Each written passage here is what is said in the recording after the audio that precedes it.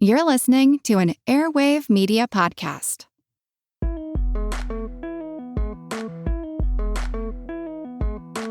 We need to figure out how to, as I put it, toggle between wonder and rigor to solve problems. That's how I think about creativity.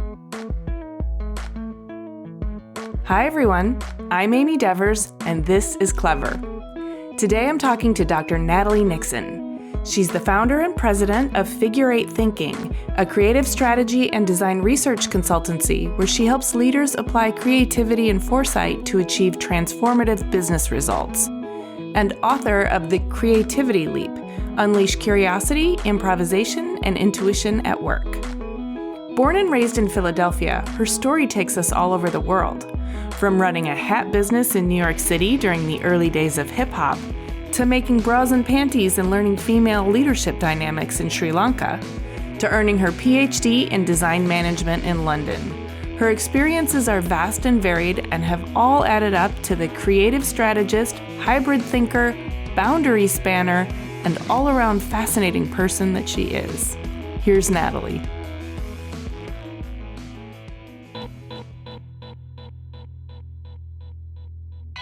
My name is Natalie Nixon. I'm the president of Figure 8 Thinking, and I'm a creativity strategist. I'm based in Philadelphia, Pennsylvania. My mission in my work is to change lives with ideas. And I do that by building people's leaders, specifically, more often than not, their creative confidence so that they can get paid their worth and make an impact for years to come. And I do this by applying my very loopy background in cultural anthropology and fashion and foresight. Ooh. So I always like to go back to the childhood, and in your TED Talk, you told this great story of connecting with your dad over jazz. I like to hear about what kind of kid you were, what your family dynamic was like, and how you experienced your hometown from young eyes. Can you set the stage for us? Yes, I am a Philly girl, born and raised. And it's funny because there is this saying among a lot of Philly people that Philly people either never leave, or if they leave, they don't come back. And then there's that critical mass of us who do leave and come back. And I'm part of that critical mass. And I grew up in the city in Philadelphia in a community called Mount Airy. And one thing to know about Mount Airy is that Mount Airy historically went through that classic example of redlining. And so when my parents bought their 2-story duplex twin in the late 60s, it was that example of, cell signs started to go up on the block by a lot of white families. And there's West Mount Airy and East Mount Airy. And East Mount Airy is the more proletariat side of Mount Airy. I grew up on East Mount Airy. So I grew up playing double dutch and hopscotch with chalk on the street and playing tag, and definitely had that 1970s childhood of during summer days, my mom would send me and my sister out to go play. And the admonition was, you need to be home by the time the streetlights come on. And we did that. And I come from a really loving family. My mom, Carol, is truly an artist. She was a weaver. She is one of those artists who never quite figured out how to earn a living through her art.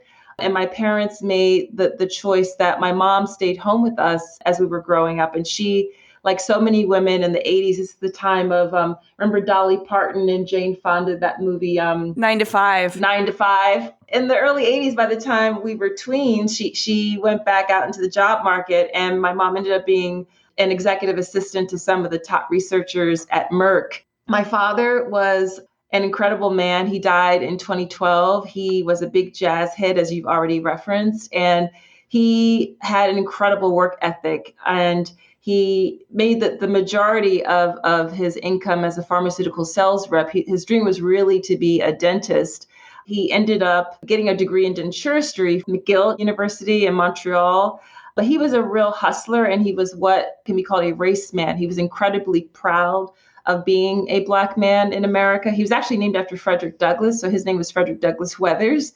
And it was weird messaging for my father because I think of him kind of as a classic chauvinist, but we constantly, my sister and I, got messages girls, you've got to have your own. Girls, this is the right way to wash a car. Get out here and mow the grass with me. He was very much about self-sufficiency and what he honed into us. And at the same time, he dated us and he wanted to expose us to the best. And he was at every single dance recital, every single track meet. And my father was a real hustler. At one point, my sister and I, we graduated from a very wonderful and elitist prep school in Philly. We went there from 7th through 12th grades. And at one portion of time there, my father was working 3 different jobs to make sure our family could come up with the tuition money to get us through. And education is prime in my family. And I grew up with the messaging that my father was sacrificing for us to go to these schools. He didn't mince words about that. He wanted us to be clear that this was not just a given to us. So I grew up in Philly, a real urban kid. I started taking public transportation around 4th grade because I was also part of one of those classic 70s and 80s tales in American public school education, where while I started out in urban public school, kindergarten through 3rd grade, my mom, who was incredibly involved in our school, my parents quickly saw that it wasn't working well because my mom had to fight for us to be in the advanced placement courses, class sections in the public school in our neighborhood. You were being discounted and shuttled away from proper education? Absolutely. And this was a school that was 95% African American. And when I would go into those classes, I was the only little brown kid. And my mom would say, well, how are you liking the classes? And I would say, I don't like them. And she'd say, why not? And I say, because my friends aren't there. And she'd say, that's why you're there. But my father figured out that if we went to a neighboring suburban public school, we'd get a much more solid education. But in that school environment, for the first couple of weeks in 4th grade, I was called the N-word every other day. And that was my first consciousness about race and racism at 9 years old. By the end of 4th grade, I was friends with those same boys because I was a pretty good athlete, very athletic growing up, and play kind of helps kids to bridge those differences. But we were in that school environment from 4th through 6th grade, and then went to Germantown Friends School, a really great school in Philly, from 7th through 12th. So I grew up very early needing to learn how to span boundaries. There were the kids back on the block. There were the kids in my church environment. There were the kids, my family members. And then there was these very different school environments that I was exposed to, which I understand now really I benefited from because it helped me to become multilingual. It helped me to become incredibly observant and to have a real clear sense of self-awareness. And it's something that I now call boundary spanning. Boundary spanning is a really good way to put that. And it's fascinating and heartbreaking also, but interesting that you've been able to distill and synthesize all of these different sections of your childhood into a more comprehensive understanding of how systems work. Yes. And how the systems were in some ways helping you, even though they were also creating these really unfortunate social situations. And I'm also wondering how you were feeling in this really loving family system where it was very clear that there were sacrifices being made so that you could be a part of this education, which was also sort of a mixed bag for you. Did that put undue pressure on you, or how do you feel like that informed your identity as it was growing and evolving? That's a great question. I definitely experienced an incredible amount of, I'll say, cultural dissonance growing up. Yeah, right? That's great. That's a great way of putting it. Yeah.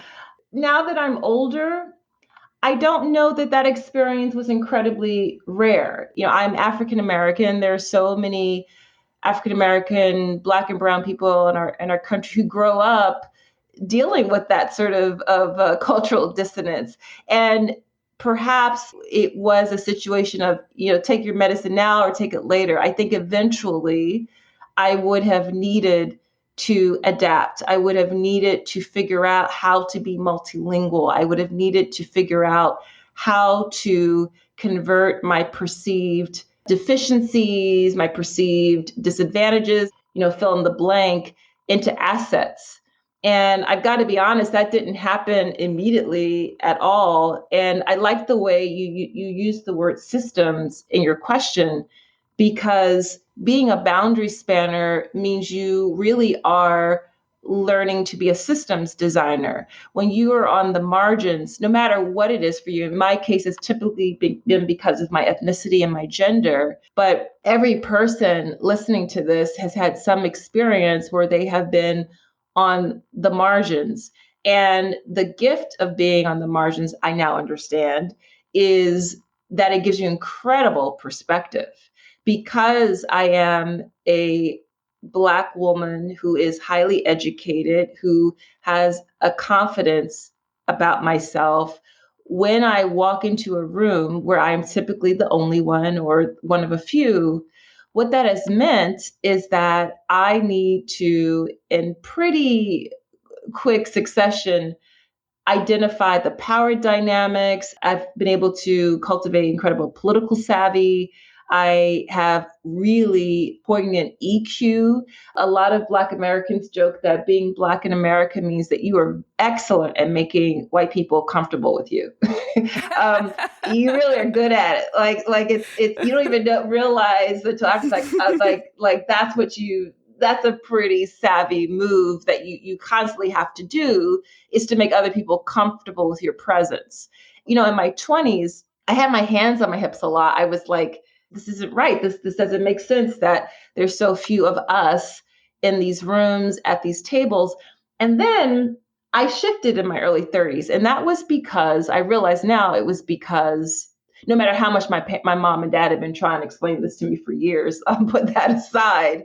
It was because I had this incredible career opportunity in my late 20s where I ended up living abroad in Sri Lanka and Portugal and traveled throughout Asia making bras and panties for Victoria's Secret brand. I worked for a division of the Limited Brands, a company called Mast Industries, which is now its own standalone company. When I lived in Colombo, Sri Lanka, I would often find myself in meetings led by really dynamic powerhouse Southeast Asian women who would show up to these meetings, were typically buyer merchandise teams from the West, from USA or Europe, would be courted and wined and dined to get tours of the factories and go through, all their expectations for a really big order. And these were women who would show up in their saris, or when I was in Hong Kong, they would be, dressed to the nines in incredible, funky fashion. And I would observe, because that was really my role at that time. I did not have any clout in the organization compared to these women. I would observe the ways they would, in a really kind of subversive way, convert the perception of them into an advantage. And I would observe that these typically white Americans or Europeans would enter their place of business. And these women had an agenda from the beginning to the end. And by the end of the meeting, they had gotten exactly what they needed to get. And that was something that I observed over and over. And yeah.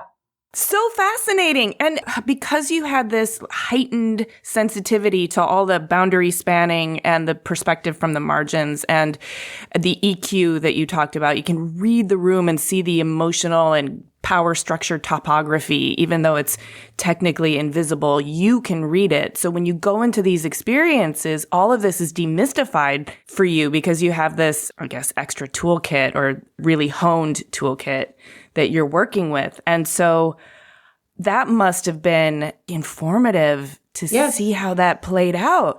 And it was like I had up to that point been learning the alphabet. At that point, I was basically learning the basic rules of grammar for this language of what I'm now calling boundary spanning. And it was seeing it modeled for me in action that I became more fluent in it. I saw more modeled for me by specifically Asian women, executives, how this thing can work, how this can really be an incredible currency. And so by my 30s, I totally had a very different perspective about being the only one, being one of a few, albeit it's not where we should be. I started to convert it into an asset. Do you think that that had anything to do with high context cultures versus low context cultures? Yeah, I do. Absolutely. The ability to make huge generalizations. In Southeast Asian cultures, first of all, gender dynamics can be very different, although they have a much better track record of having women in political leadership as queens and as presidents and prime ministers, that sort of thing. But there's a different way that social hierarchy is understood, observation and listening happens very differently. And that is something that I learned that was a huge lesson for me. And then I began to connect the dots back to being an African American woman in the United States. It was like, so because I see how this works, this reminds me of that time when blank. This reminds me of, this situation. When I'm in a situation like this in the future, maybe I could try to ask the question in that way or wait a beat. And you know what I mean? So that was the lessons that I took. But even though I wasn't exactly articulating it as such as in the way that I am now, it was watershed moment. It was huge. Wow. Okay. So chronologically, I want to go back a little bit because I know you studied anthropology and Africana studies at Vassar College. At the point that you have this job opportunity and you're working in fashion, I'm assuming that's after you got your Master's of Science in Global Textiles? Yes. You have a lot of education, and I don't know if it played out back to back to back, or if it sounds like there was some work experience in there. Can you just kind of do the bullet points of how this played out chronologically in your life, and then we'll fill in the gaps? I graduated from Vassar with a double major in anthropology and Africana studies. And by the way, it was only about 3 months ago that I realized, reflecting back on my studies, I was having a similar conversation as what you and I are having right now. I realized that studying Africana studies, which was basically an incredibly multidisciplinary, transdisciplinary major where we were learning about people of African descent in the African diaspora from the perspective of sociology, economics, philosophy, literature, etc. And I actually ended up doing a double major in anthropology because for some odd reason there were no cross-listed courses between Africana studies and anthropology. So that's why I ended up doing a double major. I realized about 3 months ago that studying Africana studies was my first foray into systems thinking and systems design. I didn't know it then, but because we were being trained to think about a group of people as part of a larger network and understanding that when one node in the network, maybe a historical point, maybe a social event, had a cascading effect throughout the system, and we're really educated to be curious about that, to get more finesse at connecting the dots between having a systems perspective. That's really where I first honed my chops in that, even though more formally, it was when I earned a PhD in design management. So I just want to do a shout out to anyone who's studying ethnic studies in that kind of way, in a very multidisciplinary way. There's real traction I have found in my work later in business. Absolutely. So my undergrad degree was in anthropology and Africana studies. I have to do another shout out to my parents because when I had to declare a major, I was terrified that I would pick the wrong major, that I wouldn't get a good JOB at the end of a lovely and very expensive education. And I called home to my parents and they calmed my fears. And they both almost at the same time said, Natalie, you should study what you love.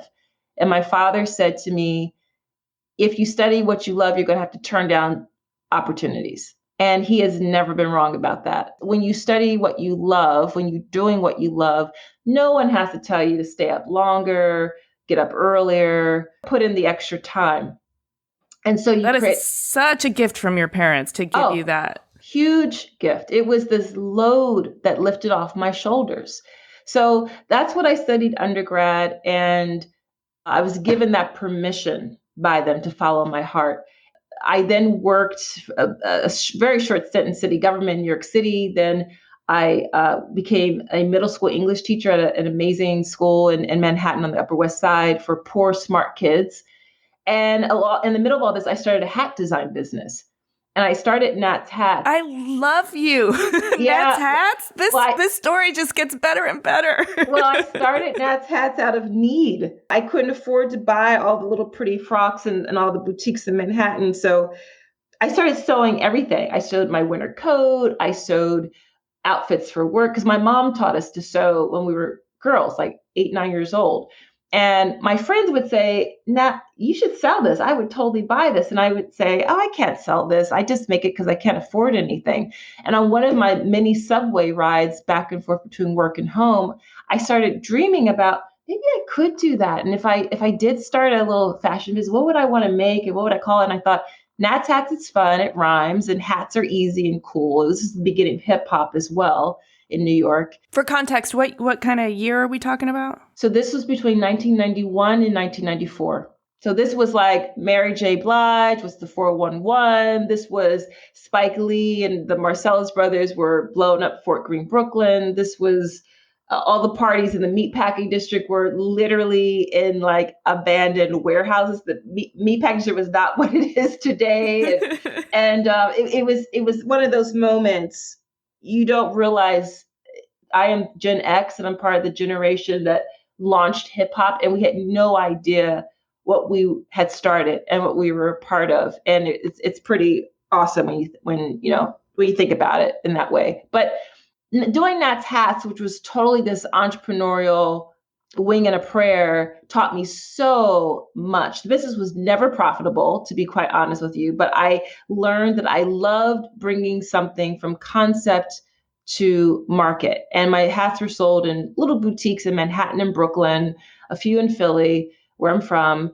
I did it for about 3 years, and I got the bug for business, which is why about 7 years out of undergrad, I ended up doing a master's degree in global textile marketing. I frankly didn't know if I wanted to go back to school yet. I thought maybe I should just try to get work experience. But this was a program that was so cool because we studied for 4 months in the States, 4 months in Israel, and 4 months in Germany.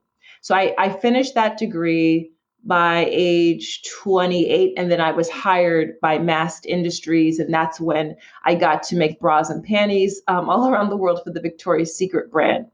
I then got tired of being in different time zones from my family and friends, and I found out through a series of informational interviews, I got an offer to join what at the time was Philadelphia University, which is now Thomas Jefferson University, and got an offer to become an assistant professor there.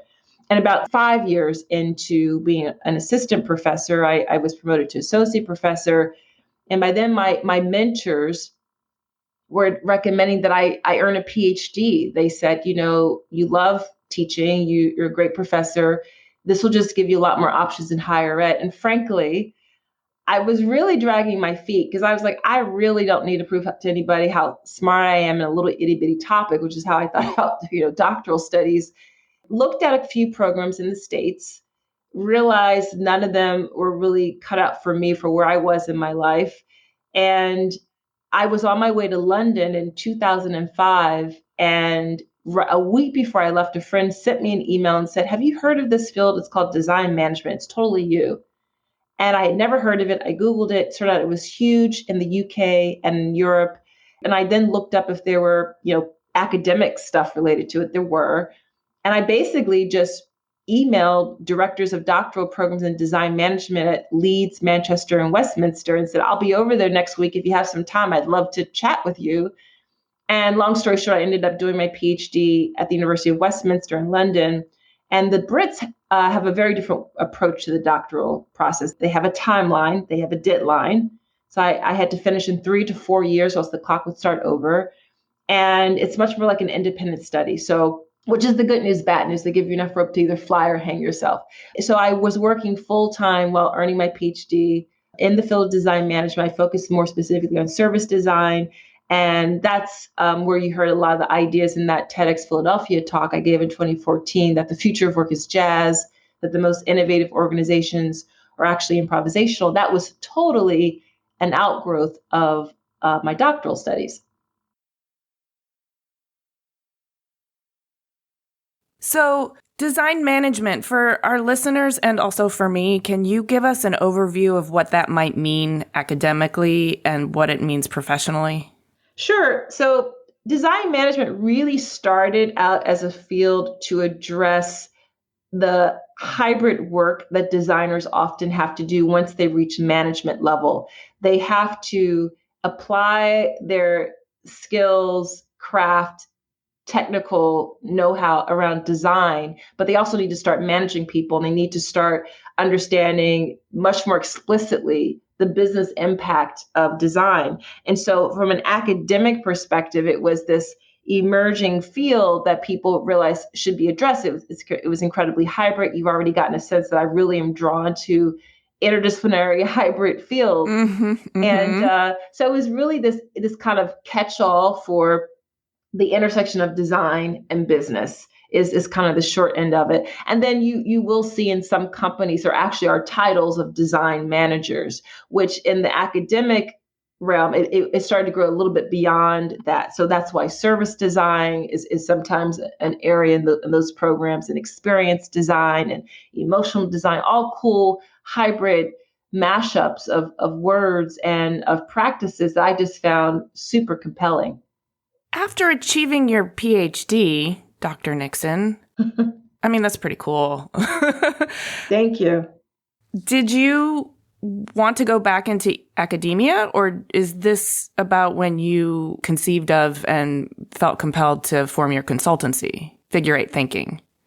I was super into academia still. To be honest with you, when I was an undergrad, I dreamed of becoming a professor. In fact, my primary professors by senior year at Vassar were really encouraging me to get my PhD in anthropology. And I thought being a professor would just be the dream job.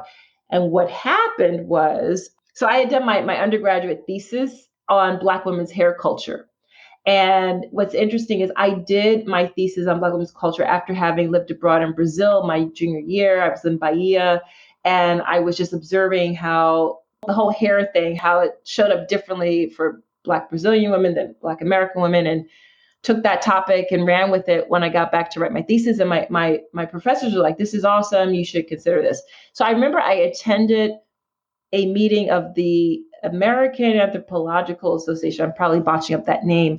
And I just got so turned off by how myopic, my opinion, I felt the field was at the time. It was still, cultural anthropology was still very much, the other was typically Black and brown people. You rarely saw anthropologists studying corporations or white middle-class American families, which of course now that started to shift quite a bit.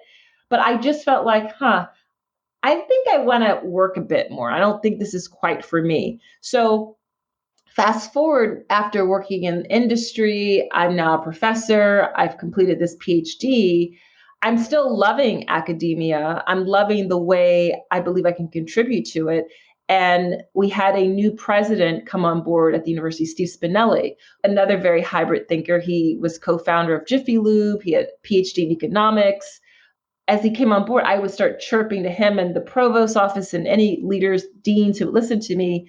Listen, guys, this whole thing called design management, design thinking, this is really cool. This makes sense for the ethos of our university. We should be doing something in this space. And what often happens in any organization when you start piping up loudly like that, they turn to you and say, "Okay, you do it." So I did. And with the help of some amazing colleagues, I launched the Strategic Design MBA program. I launched that in 2013. And a year later, I gave the TEDx Philadelphia talk. That TEDx Philadelphia talk around the future of work is jazz catapulted me into starting to get invited into companies and organizations to share these ideas and facilitate workshops. And after about 6 months of that, John, my husband, looked up at me and he said, "Babe, this is like a thing. You need to formalize this." And I was like, "Okay." So I created Figure Eight Thinking. And at the time, Figure Eight Thinking was just my side hustle. It was the holding arm of all my practice. And I then looked up a year later in 2016 and realized, I'm starting to have more fun with my side hustle projects than I am with what was becoming a real bureaucratic load as a program director. And I wasn't having as much fun. And as you know now, I followed my parents' advice of following my heart, of doing what I loved. Now, I can recount all of this now in a very glib way, but it was my first world existential crisis because here I was, by this I had 15 years in. I had put in so much sweat equity, so much hard work. There was status attached to being a professor. There was my ego involved. And I really had no idea what was awaiting me on the other side of really leaving, the perceived safety of academia and becoming a full-time entrepreneur. And I have to give a ton of credit to my husband, John, who's one of my biggest encouragers, John is an attorney. He is the yin to my yang. He's a planner. He's much more linear thinking than I am. But he saw in me this excitement and this passion for being entrepreneurial. And in fact, I was a very entrepreneurial academic. I did a ton of stuff under the radar. I tended to ask forgiveness, not permission. And he saw in my increasing frustration with the bureaucratic load. And he said, "You've got clients. You should try this. You can always go back to academia."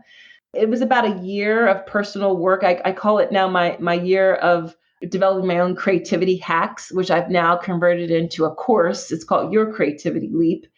I made the leap and I have not looked back. It's been incredible. So to answer your question, I loved academia until I didn't anymore. And when I didn't anymore, I had to really do very hard emotional work, dealing with my ego, dealing with my dreams, dealing with my confidence about what else might I do.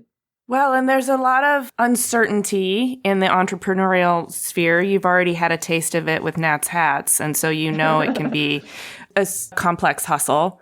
And you saw your dad sacrifice so much for your education, and now you built this really strong foundation. So I can imagine leaping from that would have been kind of counterintuitive. But as I read in your Forbes profile, you believe there's a direct line from creativity to business results. And in some way, I think the universe was pushing you to live that personally so that you could practice it wholeheartedly. Yeah, you're right. There is a huge amount of unknowns, a huge amount of ambiguity. There is this, perceived safety and security in academia. Why would I leave that for something that I have no idea how it's going to turn out? Often as I was creeping closer to this decision to move on from academia, I would wake up some nights in a cold sweat and think to myself, what are the clients I have? What if that's just a fluke?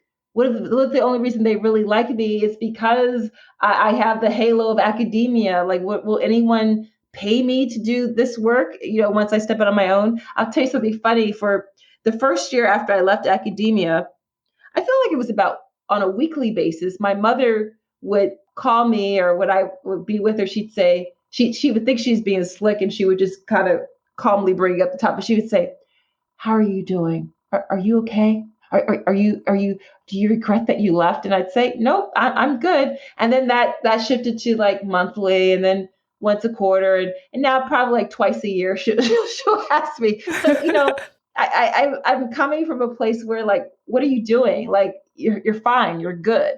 So to make that shift, I really did have to practice what I now preach, which is that, as you just said, there's a solid bold line between creativity and business impact. And the reason I call myself a creativity strategist, first of all, I made up the title. I had never heard of a creativity strategist before, but I thought to myself, if I'm going to do this my way and the way that makes sense for me, I might as well go full out. I chose a title that encapsulates what I'm really good at and what I love. And I was observing, especially among my corporate clients, where often I'd be hired to help them build cultures of innovation. They were throwing around the word innovation quite a lot. It ended up being a bit copy paste. It wouldn't be sustained. And I thought there's something amiss here. We're missing a step. And it became my opinion that the step we were missing was to actually start with creativity. The problem, of course, is that you can't very well lead with creativity in most corporate environments, right? And that's because creativity isn't actually understood. And that began my work of figuring out, okay, how could I offer a simple, accessible, democratized way to explain to these folks that they are all are creative. It's just a matter of exercising that capacity, and that creativity is actually the engine for innovation that's sought after in result of being innovative. I began to have like a bit of a side hustle on the side of figure eight thinking to really figure out how to help people be more creative who are in these corporate environments where they have KPIs, where it's about shareholder value, not stakeholder value. How do I help them lead with creativity and really hire for creativity, cultivate creativity, and sustain it? And that's how I got to ultimately, writing the book, The Creativity Leap. Well, I'm high-fiving you so hard over here. In a systems thinking kind of way, I know you made the leap from academia to being an entrepreneur, but at the same time, you're teaching just in a different sector. And the work that you're doing is making a business case for creativity, which ultimately blows back very favorably onto our educational system in support of creativity. It's all connected, and I think you found that the path where you could create the most impact started to be in a different place than academia, and you're making a very strong case for it. I want to hear about writing the book, but I also I don't know if you can hear it, my heart is full because I'm so excited about the work that you're doing.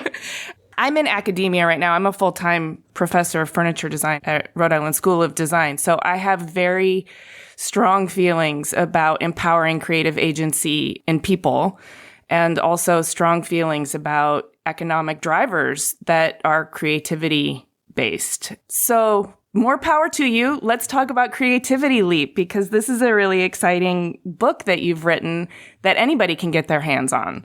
Well, and just to build a bit more on what you've just shared, for me, Amy, I realized I was becoming less enchanted with the business of higher ed and much more interested in the future of learning. And when I realized that was the shift I was making from education to learning, I then realized that, gosh, learning can happen in so many places, in so many ways.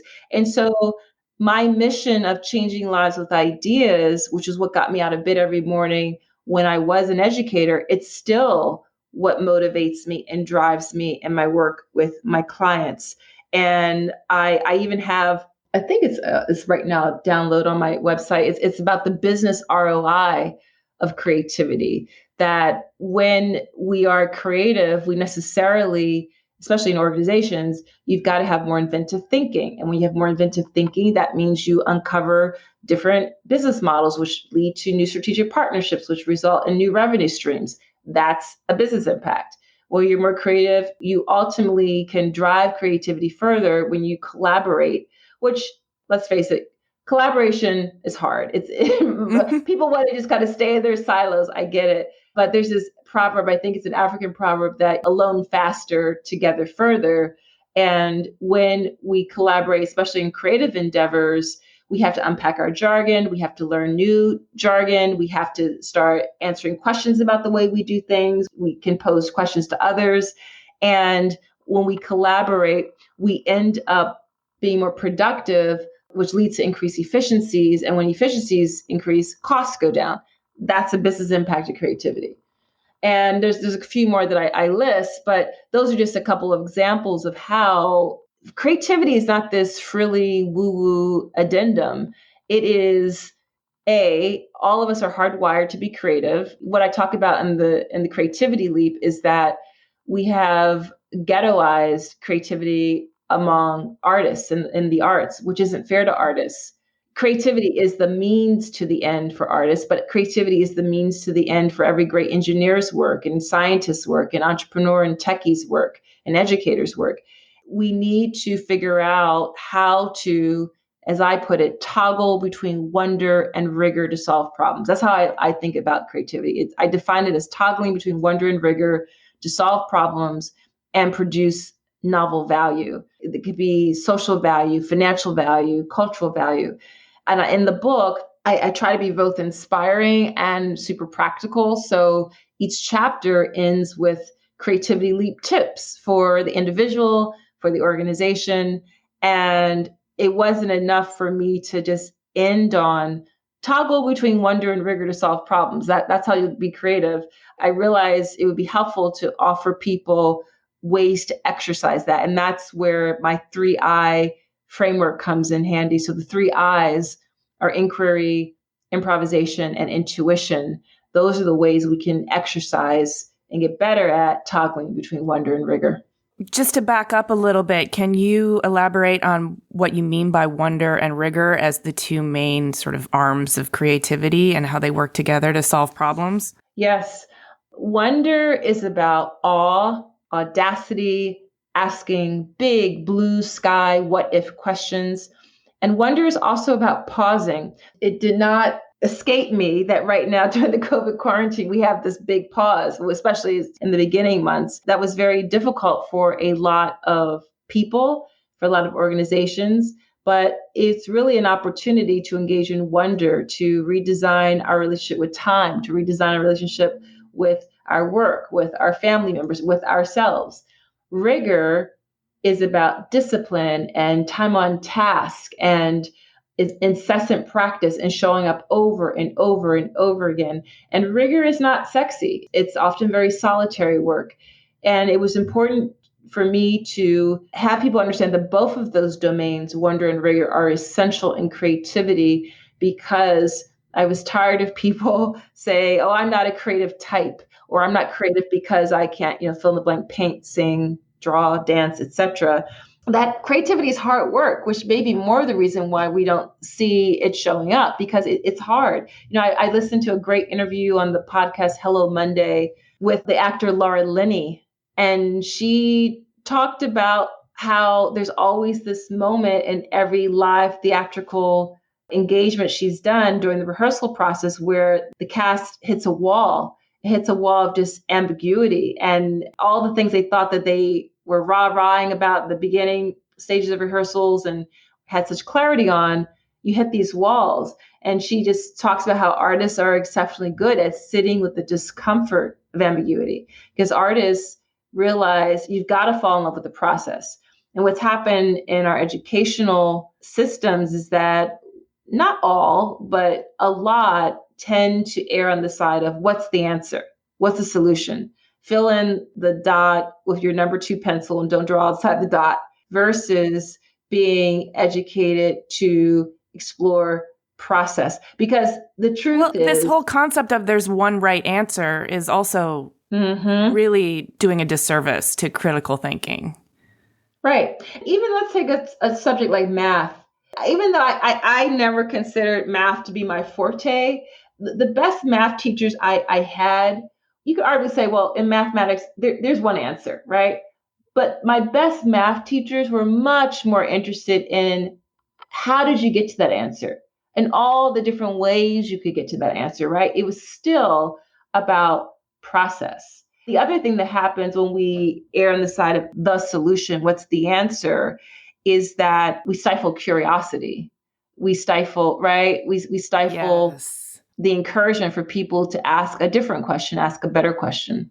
Okay, so toggling between wonder and rigor makes a lot of sense in terms of solving problems. You mentioned the 3 I's, inquiry, intuition, and what was the other one? Improvisation. Improvisation. Can you break down those a little bit? I'm so fascinated. So inquiry is curiosity.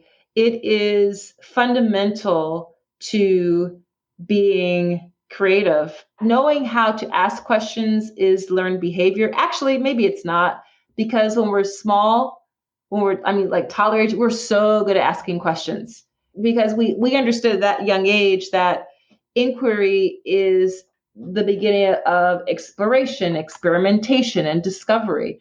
And then somewhere along the line in the way we're educated, it only becomes lumped with ignorance. And of course you're ignorant about something if you ask a question. You ask the question. But I've gotten so much knowledge and inspiration by reading the work of Warren Berger and Ian Leslie. Warren Berger wrote A More Beautiful Question. Ian Leslie wrote a book called Curious.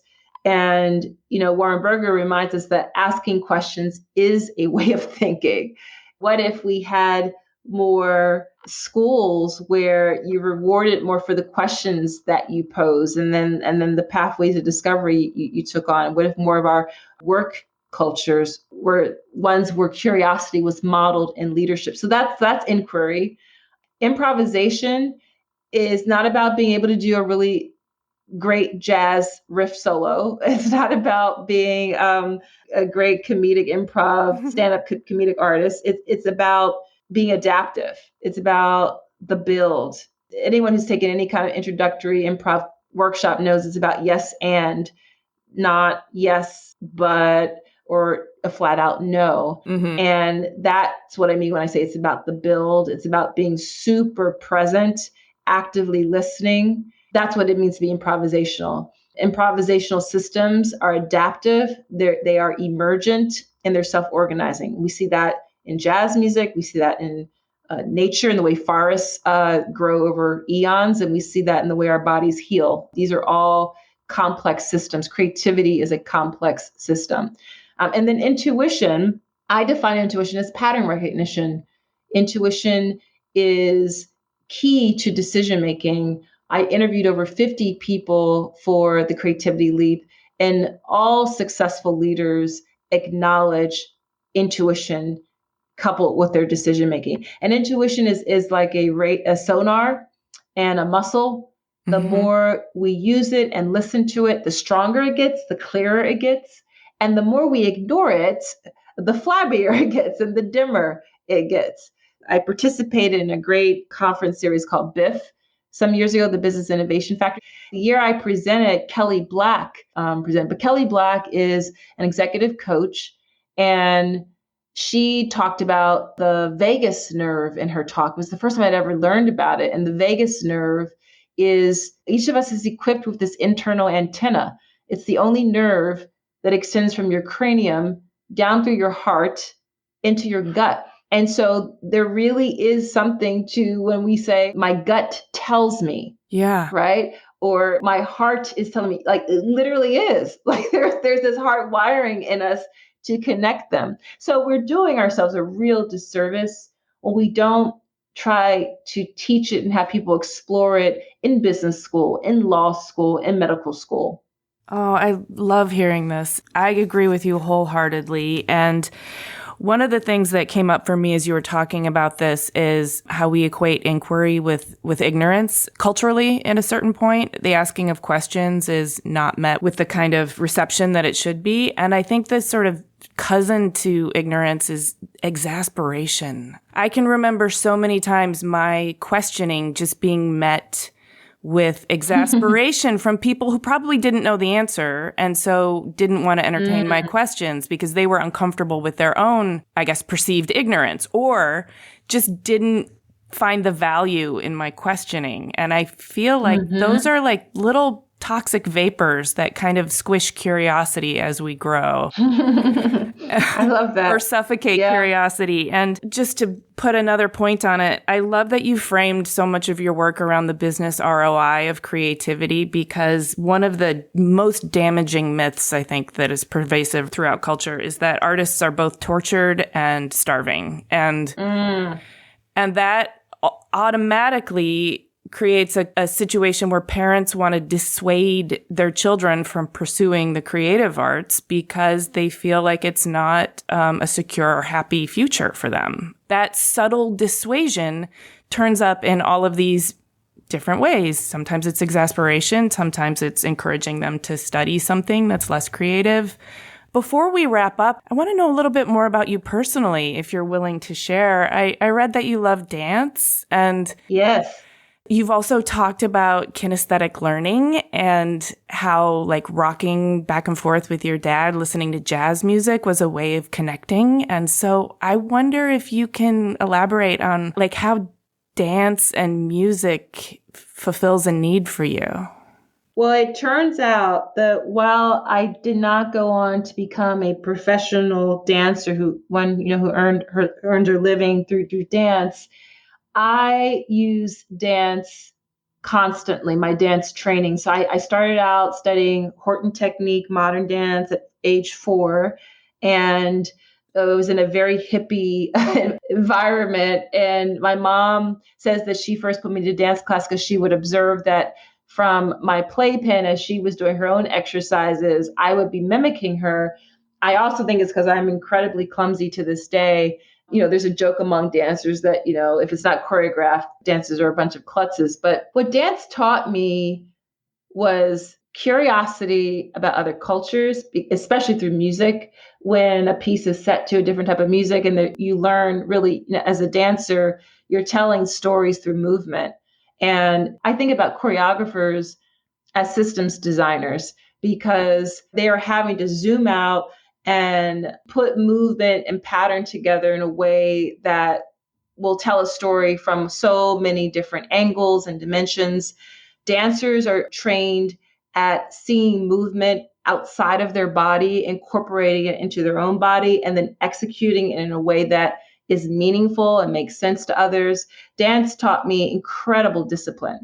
There is nothing frilly about dance. Dance is incredible, sweaty, hard, athletic work that requires you to reverse engineer the body, to deconstruct all of the movements and to hone in on stretching and toning and strengthening different parts of your body so that you can be graceful. Grace takes an incredible amount of strength. Dance taught me how to take feedback. I think dance teachers are arguably some of the most evil people in the world, and I say that with love. But they don't mince words; they give it to you straight.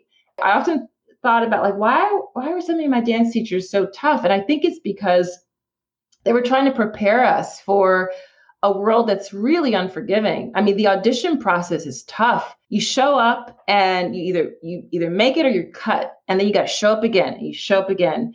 So I got my feelings hurt many times and wasn't chosen. And you have to learn to not take yourself so seriously. You have to learn to brush yourself off. You learn to observe not just the teacher in the room, but your friends and peers in the room. How do they do that? How did they execute that? Let me practice them in the hallway. And so I can learn to be better. And then, of course, there's performance, which I took into my teaching. I take that into my public speaking. And it's just a love of art that dance equipped me with. And to this day, I did it this morning. I stretch my body 10 to 15 minutes every morning. It's part of my morning ritual. Just last night, I was at my social ballroom dance class. I was honing in on the West Coast swing and the waltz last night. But my favorites are salsa, rumba, foxtrot. As a middle-aged woman who's not in the same shape I was years ago, it's a really great way to still engage in dance. I also take hip-hop classes. I love hip-hop dance. So that's the way I carry dance forward in my life. And it's right now, being a student of social ballroom is my version of the advice I give to others, which is to be a clumsy student of something.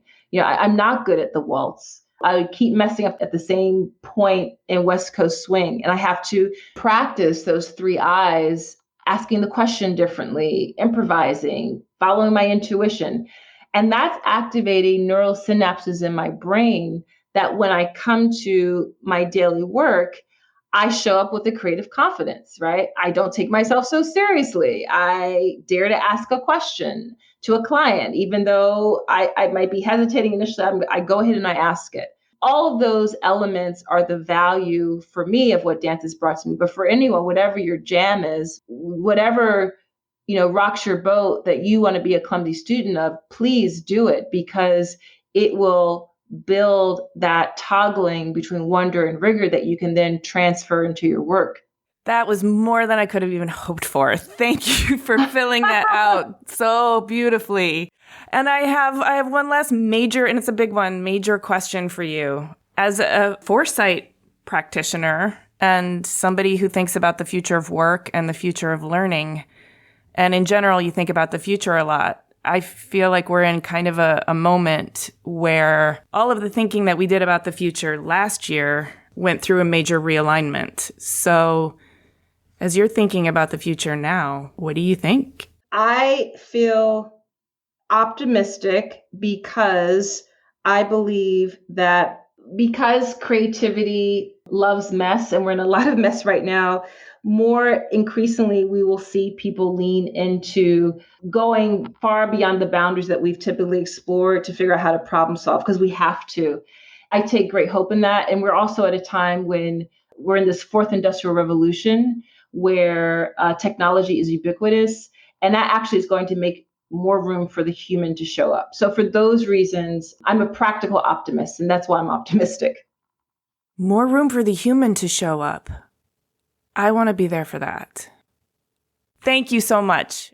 I loved our conversation. Thank you. Thank you.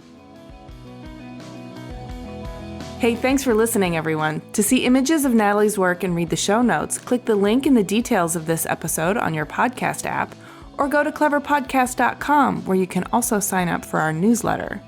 Subscribe to Clever on Apple Podcasts, Spotify, or wherever you get your podcasts.